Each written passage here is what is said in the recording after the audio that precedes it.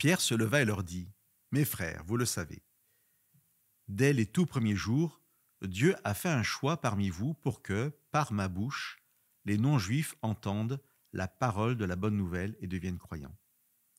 Et Dieu, qui connaît les cœurs, leur a rendu témoignage en leur donnant l'Esprit Saint comme à nous.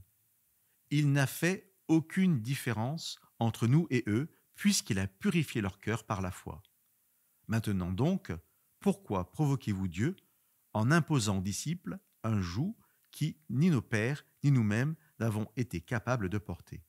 En fait, c'est par la grâce du Seigneur Jésus que nous croyons être sauvés de la même manière qu'eux. »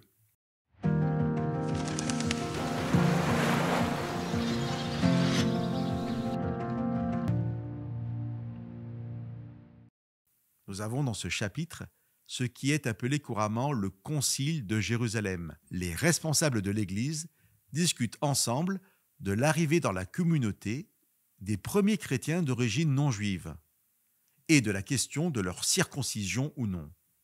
Pierre, qui avait baptisé le premier non-juif, Corneille, dont l'histoire nous est rapportée au chapitre 10, va prendre la parole pour démontrer que la circoncision n'était pas à imposer aux nouveaux croyants.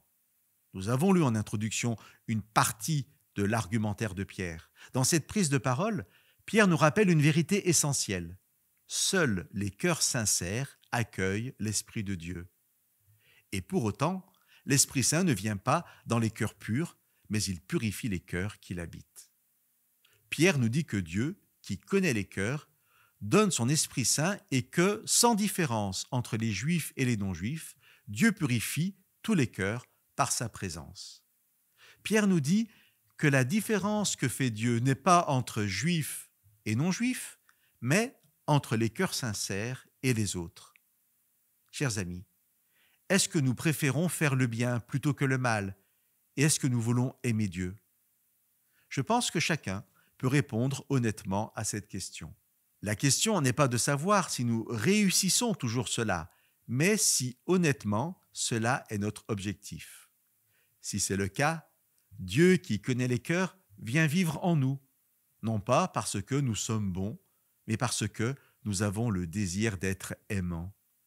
Dieu vient alors vivre en nous pour que nous puissions être hommes et femmes selon sa volonté et sa bienveillance.